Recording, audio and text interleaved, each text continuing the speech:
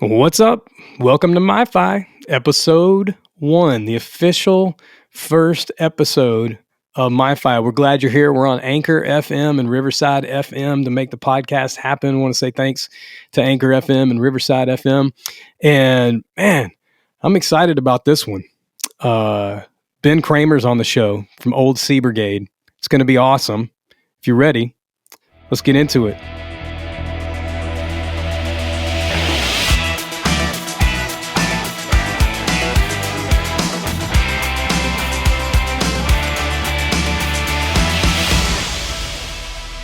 Yes. Man, what a week last week was. I don't know what you did. I was in Nashville, Tennessee last week for Creatures Fest.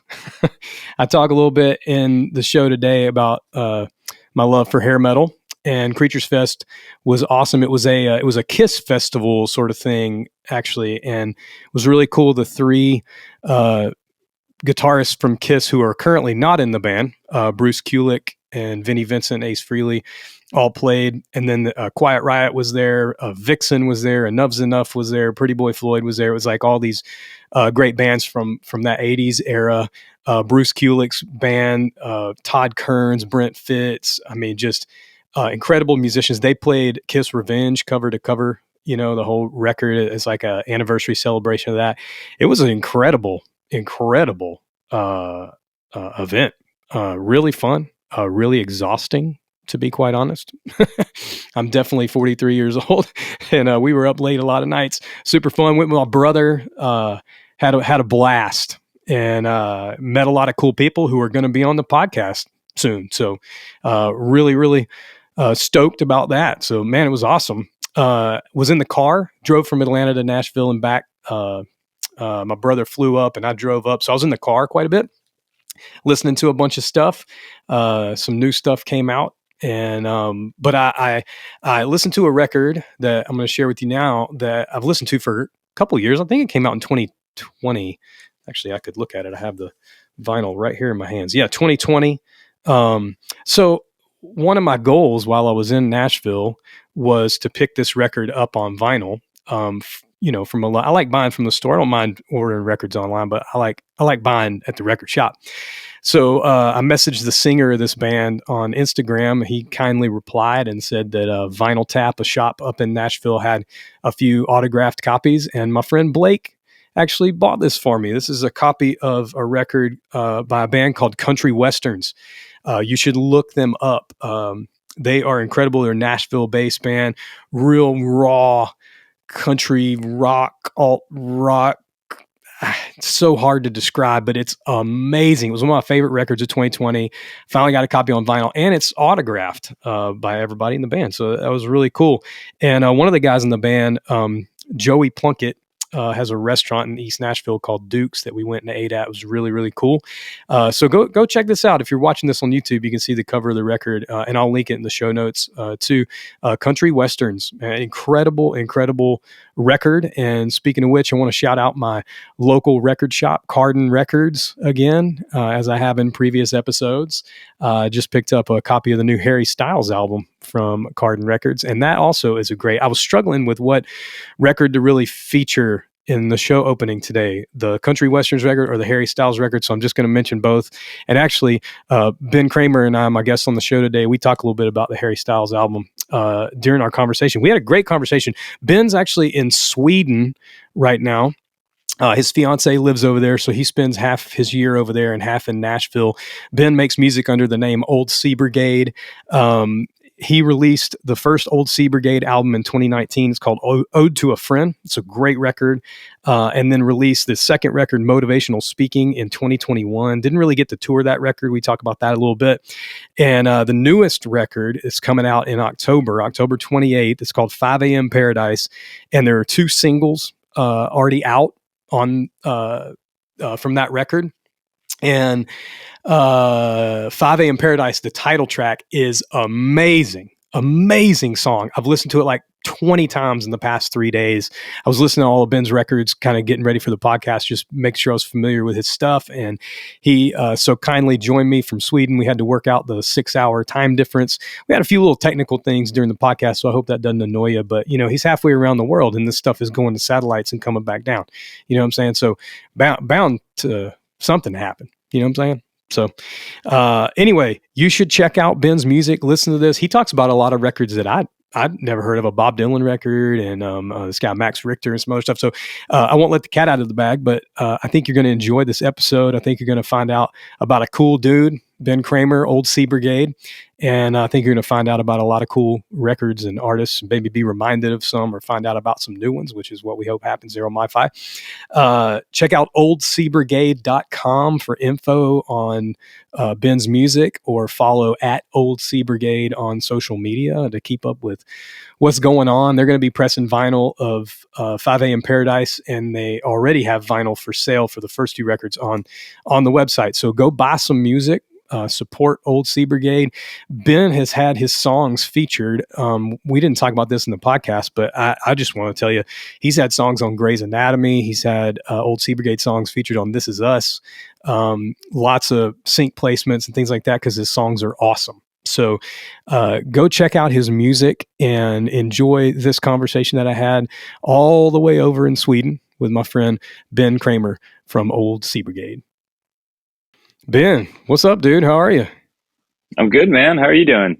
It's good to meet you, man. I know we have some mutual friends, but it's great to actually have a conversation. I've been listening to music for a while, and so it's always cool to like have a conversation, even for me, like just as a fan of what you're doing. So it's great to hang. Thanks, man. Yeah, happy to be here. Yeah, dude. Yeah. Where are you right now? So I'm in Gothenburg, Sweden. My fiance's from here, so we're over here half the year, or 1/3 of the year, I guess, and then the other times we're in Nashville. So do you two very speak different Swedish? cities. I'm trying to learn, but being 31-year-old American, it's really hard language to learn. I can only imagine. Dude. Everyone here speaks Swedish, or speaks English. So it's I don't even have to try. I just get used to saying, sorry, I just speak English. They're like, oh, okay, yeah, it's fine. And they're so nice. I feel like I've never been to Sweden, but I hear Swedish people are like the super nice people. They are. Yeah, I find it's funny over here because Swedes are a bit more reserved, and they're very quiet compared to Americans. And I don't consider myself that loud of a person, but whenever I'm over here, if we're at like a dinner party or something with friends, like I'm always the loudest person in the room because I'm the only American. That's funny. That's funny, dude. And you guys are in Nashville half the time, you said. Is that where you're from originally? Yeah, we're in Nashville half the time, and then I'm originally from Atlanta. Atlanta, Georgia. Nice, dude. What part of Atlanta are you from? Kind of all over. I actually grew up like right across from Smithsville Bar, on this road called Sherwood Road, right in Morningside, and then lived in like Sandy Springs, and just kind of all over. Buckhead some, and nice, dude. So what was the first? Oh, go ahead. No, I was going to say spent like probably 22 years in Atlanta. Lived in Athens, Georgia, too, for a bit, which I really liked before moving around. Do you remember the first time, like when you were a kid in Atlanta, do you remember the first time you ever heard music and were like, oh, that's amazing? The first time I heard music, like just in the car or at a concert, or whatever, man. What was the first time your first memory you have of hearing music and thinking, oh, this is cool? I remember my dad driving me and my 3 siblings to school and playing Bruce Springsteen. And I remember the first time I heard Born to Run, the song Born to Run. It completely blew my mind. That was like when I started getting into cool music. I think when I was really young, I loved like the Backstreet Boys and Britney Spears when I was like 5 years old. because it's catchy, and then started playing in like cover bands, like learning Green Day songs and Blink 182, and started skateboarding. Skateboarding actually introduced me to a lot of music that I guess was pretty influential to me. Yeah, the soundtrack to Tony Hawk Pro Skater 2, like I could still sing like every song. Yeah, it's huge. That's how I think most of my friends and I discovered, bands like Rage Against the Machine and I don't know, Mighty Boss Tones, Dropkick Murphys, the Gorillaz. The list goes on. Yeah. How old are you, Ben? I'm 31. Okay. So we got a few years. I'm 43, so we got a few years between us. But I know the Backstreet Boys thing, that pop music, super catchy over in Sweden. I just mentioned while we were talking before we started the show about all the great pop music that comes out of Sweden. Does it help you as a songwriter over there? Do you absorb all the melody and good songwriting that happens in Sweden while you're there? I try. It's funny because I think we were talking about that Netflix show, This Is Pop, and how they were the Swedish songwriters. They really focus on the melody before the lyric, and I feel like Nashville still focuses on the melody, but the lyrics are so important. So you kind of get both sides of the coin, being between Nashville and Sweden. I see your plan. I see your plan. Half the year working on lyrics, half the year working on melodies. I get it. That's hopefully awesome, it works. Dude. Maybe it just all goes to shit. You never know. So, well, it sounds like it's working, dude. 5 a.m., dude. Oh my gosh, man. It's amazing. 5 a.m. Paradise is a great song. I can't wait for the whole record. Thanks, man. I appreciate it. I wrote that with my buddy Luke Satal Singh. We wrote it over Zoom, I think sometime during the pandemic, and then just put it away for a while. I think most of the time I'll write songs. I think they suck. Then I have to put them away and not listen to them for like 6 months. And then I'll be on a road trip or something going through old demos, and I'll listen through them and see what kind of catches my ear. And that's basically what happened with 5 a.m. And then ended up just producing up the demo. Really? It sounds amazing, dude. It's very, I would even say I was listening through like the records in succession yesterday, just getting ready for the podcast. And it's really cool. I don't know if you ever do this. I mean, I know it's your music, but like, the first record, was like pretty like Ode to a Friend was like acoustic and, a little bit more of that vibe. And then it was like you picked up into like, more kind of a war on drugs sort of deal for motivational speaking. And then this new record almost like even like enhances that even more. Like there's part of when I listen, you're this record, the 5 a.m. Paradise, and what's the other single? It just slipped my mind. Man-Made by Delusion. Yeah. Both of those are like just the right evolution of where you were headed, and just reminds me of that war on drugs kind of sound, but in a little bit more of a singer-songwriter way, where war on drugs is a little jam bandy, like in a good sense to me. Your stuff just it seems like it's just evolving all in the right direction. And I went through I listened to a song on the first record, a song on the second record, and a song on the third record to just make that succession. And I was like, gosh, it's like it's the same guy, it's the same artist, but there's just such a great evolution. So man, 5 a.m. is awesome. If y'all haven't listened to Old Sea Brigade, I talked about this in the intro and I'll talk about it again in the outro, but at Old Sea Brigade everywhere on social media and oldseabrigade.com. Just go listen to Ben's music, man. It's really awesome. So I'm looking forward to the record. You gonna press vinyl? We are. Yeah, we're getting it made right now. So we'll definitely have that, and we're going to do some limited runs of different colors and all of that. But yeah, nice. I'm super excited about this record, and I'm excited to go out and tour it and play shows and have it sort of take on a life of itself on the road, because that was kind of my intention with motivational speaking. But then obviously with COVID and all of that, we couldn't really tour the record. I got the chance to go out and play a couple acoustic shows, but I think kind of sort of going back to Ode to a Friend, that was much more me and an acoustic guitar writing songs, and still very sort of singer-songwriter-esque. And then Motivational Speaking, I was trying to make it feel a bit more like a full band. But obviously for that, we needed to go out and tour it, which we couldn't. So we tried to make the best out of the situation and recorded a couple live songs just in a studio with a band. And then now with the new record, 5 a.m. Paradise, plan is to go out and tour pretty hard over the next year or two. Nice, dude. Well, I hope to catch you while you're out there. I think I can hear the Born to Run, and I don't know if this is the way it works, but do you think the Born to Run, like even that being your first memory, that immediately like influenced the music that you make now, like all the stuff you latched onto when you were a kid?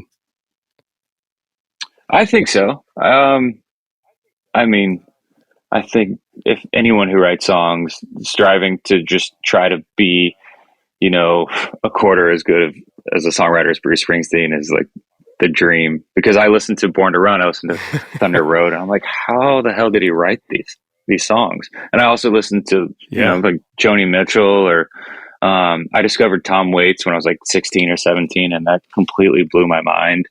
And then seeing his evolution as an artist and songwriter, and the way his voice changed completely from the early records to like the weirder stuff now. I love all that stuff. I found it so inspiring. When I'm writing a song, I don't know if I'm necessarily like thinking about Bruce Springsteen, but I know it's definitely in there. There's so much music from, I would say like 15, from when I was like 15 to 22, that it's just been such a big influence to me. I think those are, for anybody, they're very formative years, and it's in there somewhere when I'm writing music. All those influences. Totally, dude. I that crux for me, there's like 14 to 20. I talk about this all the time, but like the 14 to 25 kind of years are the ones where like whatever you're listening to, I feel like you latch onto that for life, almost like the style of music or artists or whatever. And I was right in those years for me, like kind of overlapped like the hair metal stuff and the grunge stuff in the 90s, and like all the alternative rock in the 90s. So I have a fondness for both. I get picked on for my love of hair metal, but it is what it is, bro. Man, it's catchy. Yeah. You know what I'm saying? It's hard to play on guitar too. I feel like that pushes me as a guitar Maybe player. hair metal's on the way back in too. Those years are crazy, like man. Do you remember what the first piece? Do you feel knows? Like oh, sorry, Ben. Okay, sorry. What were you saying? Sorry, we got a little lag. It just cut out for a second. Yeah, I was just gonna say maybe the 90s or maybe the 80s hair metal's the next cool thing, because I feel like the 90s look is kind of coming back. So yes, who knows? Well, I got my leopard boots ready, bro. Perfect. Hey, do you remember what the first piece of music you bought with your own money was? It was the Backstreet Boys Millennial record. I wish it was something cooler. No, dude, it's I think when we're young, like we just buy what like. Are you there? Yeah. I'm just looking. Yeah, it's Millennium. Sorry. Oh, you were looking up something. Yeah. No, dude, I think when we're younger, we just buy what we like. There's no like pretense or like, like, no, I don't know. You just buy what you like, man. Like, I think I was telling somebody the other day, I think the first piece of music I bought with my own money was Bobby Brown, Don't Be Cruel, on a cassette tape. So like, I can't, oh, nice. I mean, what 11-year-old goes out and buys like The Last Waltz, or something like credible, like, I wish that was me. I mean, I played in so many like punk, pop punk emo bands too before doing the singer-songwriter thing. And I know a lot of people that are in the country world now or in the indie rock world. A lot of us come from the Warped Tour days. Mm-hmm. I wish it was a little cooler, but it is what it is. What was the? Yeah, dude, it just is what it is. I think I like to think I buy music with, I just like it, so I listen to it. You know what I'm saying? But there's that thing now, like I want to listen to cool stuff too. I want to. When I look back down my, you can't lie, dude, because your Apple Music or your Spotify or whatever you listen to, it'll tell you what you just listened to, so the world will know. Oh yeah. Do you remember what your first live music experience was, and like what that did to you in your love for music, or as an artist or songwriter? Now, do you look back on that moment fondly, or was it just like kind of a random show? I remember going to see Mark Knopfler play in Atlanta at a big amphitheater, and I didn't know. Wow. This was like when I was so young, and I didn't know anything about Dire Straits or Mark Knopfler, but I remember being so amazed by the guitar that he was playing. But then I think I fell asleep halfway through the show because I was 7 years old. I was like, why doesn't he have any upbeat songs?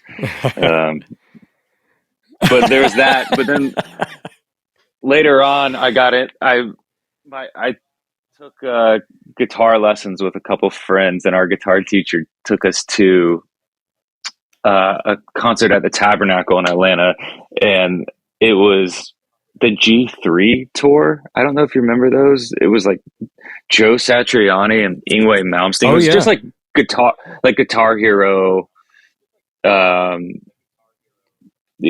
bullshit, I guess. But it was cool. Again, I didn't really know. I didn't have any. I think that was like the first show I went to, so I didn't really know what to expect. I remember being crazy loud, but I was like just blown away by like the sound, and like, oh my god, I could feel the kick drum in my chest, and stuff like that. Just I think there's that feeling of going and seeing live music for the first time, and you don't get to, when you're listening to the music at home, you don't really get to experience the full intake of like the sound spectrum. And then the Tabernacle being this historic like church that sounds incredible, even though probably it wasn't the coolest concert to go to, looking back, but it was still something, and it was fun. But then I think that was really cool. I mean, maybe that is like as cool as it gets, though. You never know. There's maybe what I'm doing isn't cool. I don't know. It's all cool. Cool doesn't matter. But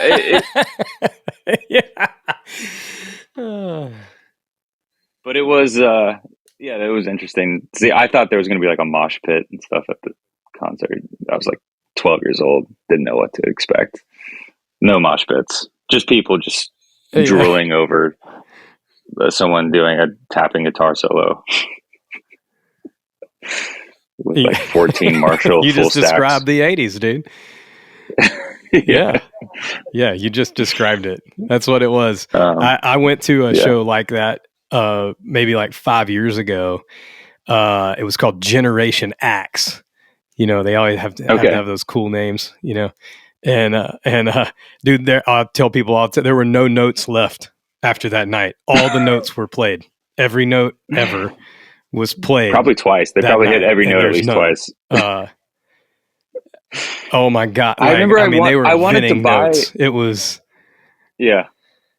I wanted to buy the Yngwie Malmsteen guitar. He has like after seeing the show, I looked him up because I didn't really know anything about him, but I looked him up and I saw he had a signature strat with like the engraved, or not engraved, but like indented fretboard, so you can play faster. And I was like, scalloped frets. I thought I needed that. I couldn't afford it at the time. I'm glad I couldn't afford it now, because I don't know what I would do with that guitar.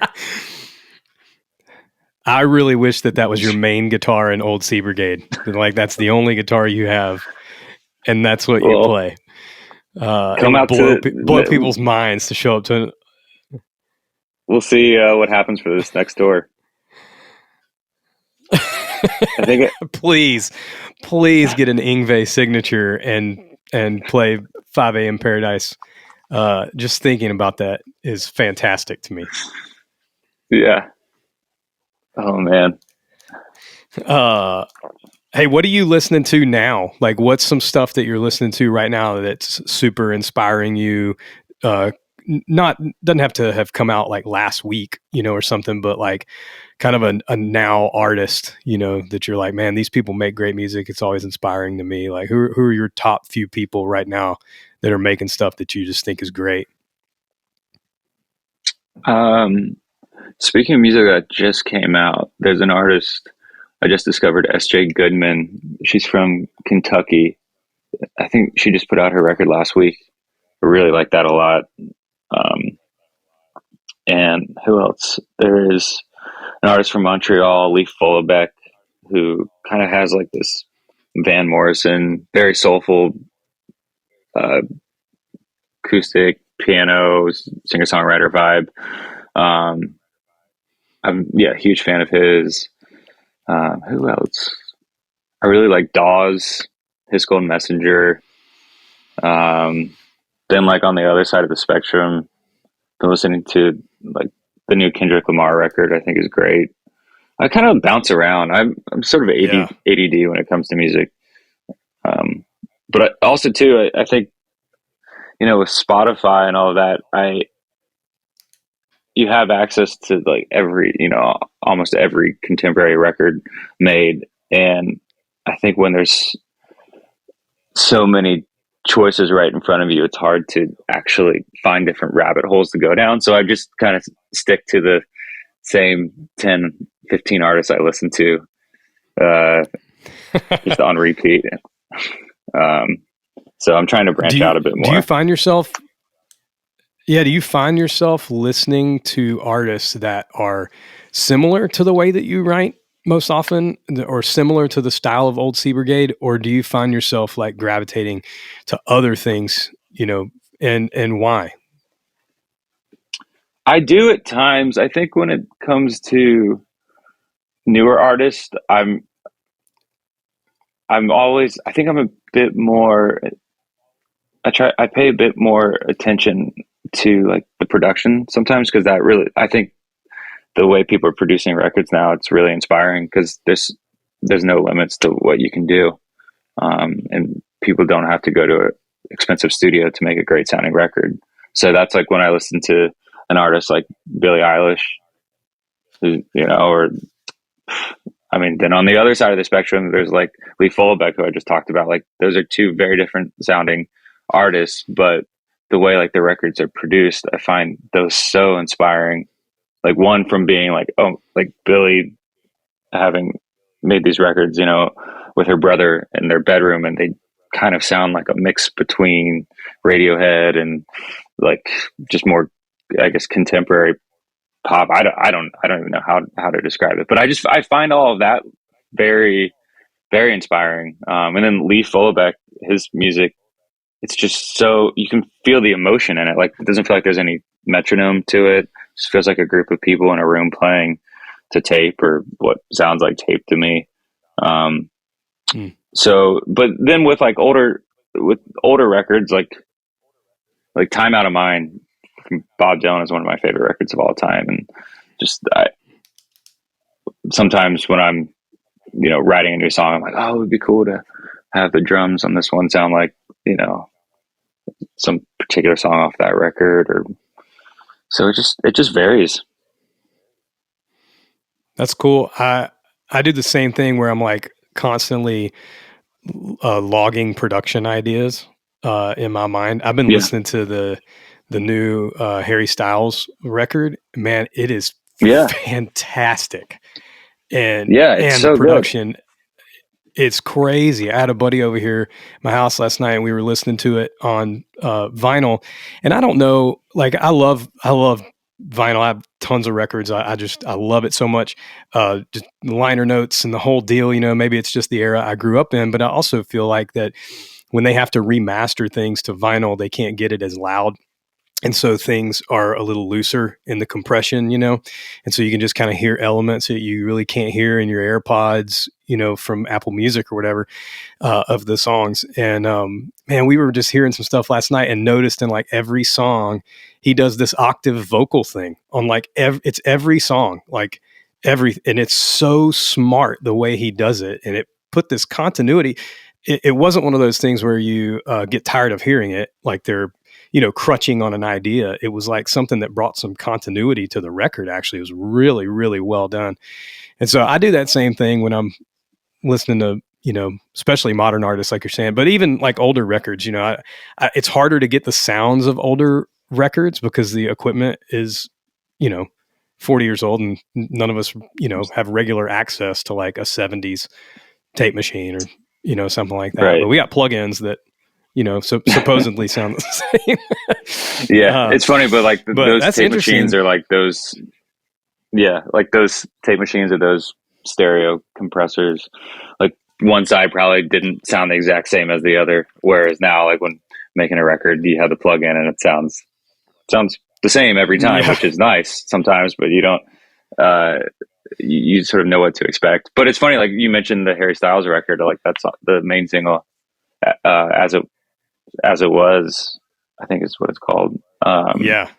Like the drum sound on that it's like the greatest indie rock drum sound, in my opinion. It sounds so good. And it's so cool to see that's now what is like the cool sound on pop radio. I don't listen to pop radio like a ton, but I do sometimes just to see what's going on, see what's relevant. And I think something that's interesting with pop music is like it's evolving, like constantly. What's cool one year is maybe not as in the following year, but someone told me like if you're trying to write songs for like a big artist, don't listen to, like, if you and I got together to try to write a song for Harry Styles, like we shouldn't actually listen to Harry Styles records. We should just write whatever we want to write, and then if he likes it, he might like it because it sounds like an Old Sea Brigade record, or it sounds like, something else we're, inspired by or whatever. So it's funny how like, yeah, pop music's just the sounds of those records. It's just constantly changing, I suppose. Yeah, maybe even faster than ever now because of the access like that we have to studio equipment to make records, to constantly like we can work on it and walk away where you used to couldn't do that. You got the studio book for this amount of time and blah blah blah. But it's so crazy that we live in a time like you were talking about As It Was, I think is the single from that record, and it feels like those drums sound amazing. I can't tell if they're just like samples that they pasted in the Pro Tools and like made the groove. I can't tell if it's a drummer, like, and I don't know that I care, but at the same time, I love the new Red Hot Chili Peppers record that was like all the tape. And I just read this article the other day that they saved up tape for a year before they started recording because there's such a shortage of 2-inch tape being manufactured, and so they had to store up tape for like a year before they started recording or something like that. And we're having records right now that are both great records, both came out this year, made probably completely different ways. I'm imagining that the Harry Styles record wasn't done live to 2-inch, and so like there's so much out there that's super inspiring, For sure. Let me ask you this, dude. What are like your three? This is a tough question, so I'll give you a second if you need it. But what are like your three favorite records of all time? If you're going to say, "Hey, listen to these 3 albums. These are the ones I could listen to forever and never get sick of them. I just love them so much." Okay. I would say, I mean, knowing me, I would probably get sick of them if I just had to listen to them forever. But to sort of go on with the question, I would say "Time Out of Mind" by Bob Dylan. There's a record called From Sleep from a composer, Max Richter, and it's sort of a condensed version of a longer record he put out called Sleep.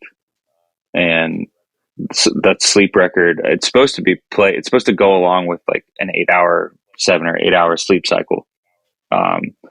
And wow, I don't really know the science behind it, but he sort of orchestrated the songs and the sounds to like interact with the sort of different subconscious dream states you would be in. But he has a condensed version of it called From Sleep, and that record's only about an hour or so, but I love that record so much. Nothing like it calms me down. Especially like I'm kind of an anxious flyer, so I love to listen to it when I'm flying. Yeah, that's it. I just think it's a really special record. And then I would have to say probably Born to Run, just because I love the songs, and also it reminds me of listening to music with my dad when I was young. So there's the nostalgic feeling of, where I first was when I discovered that record. So yeah, that's awesome, man. That's a great one. I never heard of the Max Richter thing. As we talk about artists, one of the things I do every episode is I'm writing down every artist we're mentioning, and it's always funny to go look in the show notes. So if you're listening to the show wherever you're at, you can go look in the show notes and see a list of all the artists we talked about, even people that we just like briefly mentioned. Because one of the points of MyFi as a podcast is to discover new music from artists and creative people and designers and all the people in the show. That we love and trust. And so, man, that's awesome. I'd never heard of Max Richter, never heard that record. I just wrote it down.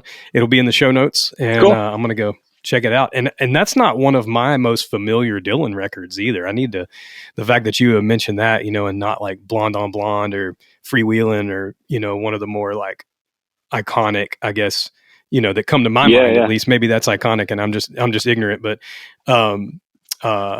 I need to go listen to that Bob Dylan record too. Yeah, it was like a weird time because it was in the 90s, I think, when that record came out, and Daniel Lanois produced it, who I love. I'm such a huge fan of his work. Nice. I was at a studio. My buddy Jeremy Griffith, who's a great producer, who's produced a lot for me, and he's just kind of been a huge mentor of mine and one of my best friends. But he had a studio in New York City in Soho, and I think part of Time Out of Mind was recorded in that studio. I know some of some Amy Winehouse recordings were done there too, because Mark Ronson used to have the studio. But I'm pretty sure that they recorded some of Time Out of Mind in that studio as well, I think. Did you get the track there? I did. Yeah. Yeah. I worked there for a little bit. I cleaned the bathrooms there. Oh, that's awesome, dude. You got a little of the mojo from the bath. Bob Dylan used that bathroom, dude. Yeah, exactly. That's what I told myself.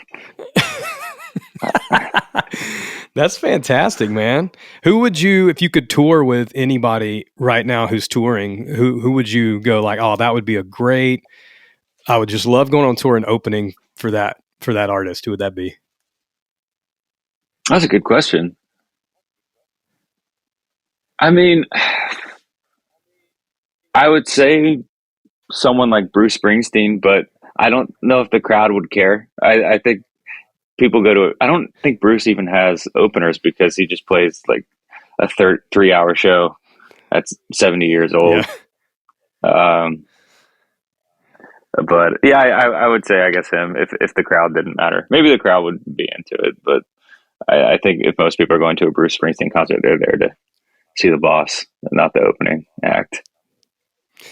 Yeah, maybe, but I also think that they're there because they love good music. You know what I'm saying? I think Old Sea Brigade would be a great opener. So, Bruce, if you're listening, come on, pick him up, man. Hey, let me ask you one last question, man, as we wrap up. What is your favorite song or album or piece of art that you've made or you've been a part of making? What is your favorite thing that you've been a part of or that you created yourself so far? A song, a whole record, whatever it may be. Tell me about it and why it's your favorite. That's a great question. I would say my friend Luke Satal Singh and I wrote a couple songs together, like back, I don't know, it must have been 2 or 3 years ago now. And when we were writing the songs, we didn't really know what we were going to do with them. We recorded some demos. Then we eventually just decided to like record the songs like for real at my studio in Nashville with my buddy Owen. And we put that out as an EP, the collaborative EP. It's just 4 songs, but I'm really proud of that record or that EP because we just didn't have any like intentions for it. We set out to just write songs just for the fun of it. We're really good friends. And when we were recording, it was just so fun because there was no pressure from a record label or, you know, we didn't even know if we were going to put the songs out. We didn't know if we were going to start a side project or if the songs are going to be his songs or my songs or what it was going to be. But the record, I think the EP was well received. And there's a song on there, Call Me When You Land, that I'm really proud of. I think it's some of our best work, and trying to figure out. It's funny, you never know. I think you never know what when you're going to write a good song or a song that's going to impact your life.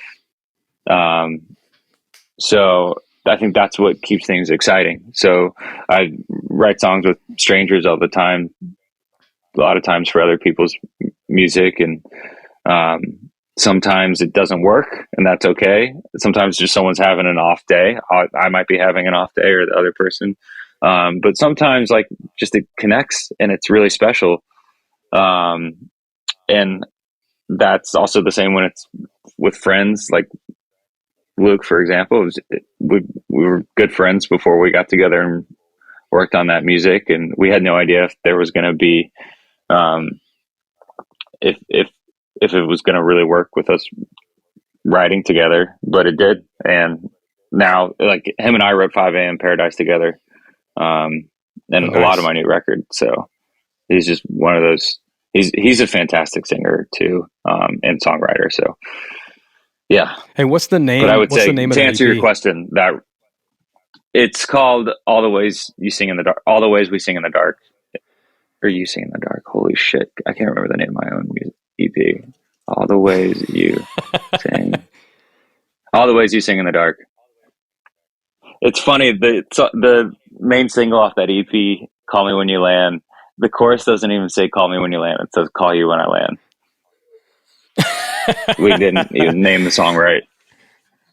That's great. I'll make sure, and I'll link that EP in the show notes too for folks who want to go listen. I'm always interested in people's in an artist's favorite work that they've ever been a part of, and it's usually not the hit or the new, you know what I'm saying? Sometimes I think everybody has a fondness for the newest thing they're working on just because it feels fresh, as an artist. But it's usually not, the newest or the biggest hit or whatever it was. It's usually something that was like personal, like you're saying this EP with your buddy, like it's just a low expectation, hang with a bud, making music, like those things that give you so much life, so that's super cool. I'll make sure to link that. Y'all should go check that out and listen to that too. You got plans for a tour? Anything you want to share with the listeners? I know 5 a.m. Paradise, the album's coming out October 28th, I think it is. Whatever that right? Friday is. I think it's the 29th. Let me see. I should know the October. Answer to that. Yeah, it's the 28th. You had it right. I had it wrong. Okay. Wow. I should know when my own record's coming out. But yeah, just have more music coming out. And then, yeah, definitely going to do a tour in the fall and then some more touring in the winter and spring. So we're working on getting that together right now. So hopefully we'll have something to announce in the next couple weeks. Awesome, man. Well, y'all check out oldseabrigade.com for those tour dates, and you can get merch. You can get vinyl from the first 2 releases, and vinyl's coming for the new album. You can, keep up with all the comings and goings, and then at Old Sea Brigade on social media to check out what Ben's up to and what he's doing. And man, I really appreciate you being on the show, man. This is an awesome episode. I got some artists I need to go check out. Hopefully all the listeners do too, but man, be careful getting home from Sweden when you come back. and bring all the melodies back with you, and then you can work on the lyrics when you get to Nashville. Perfect. Sounds like a plan. Awesome. I appreciate it, Ben. Have a good one, buddy. Thanks, man. Thanks, Lee.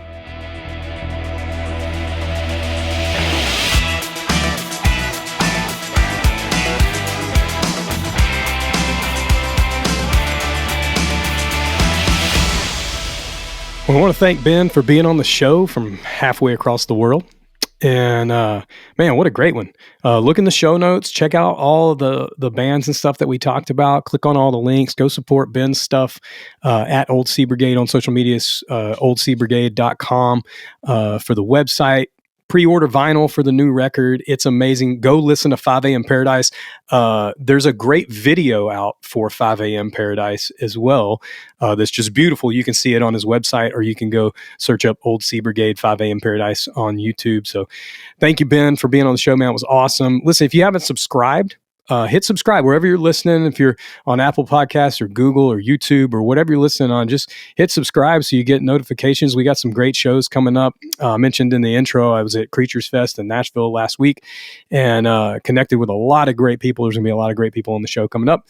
So you won't want to miss any of that. Always want to give a shout out to my friends, the Brightful, the ones who creative agency, friends of mine. They're incredible animators, designers, branding, marketing. If you need any of that, check out thebrightful.co. They designed the logo for the MyFi podcast.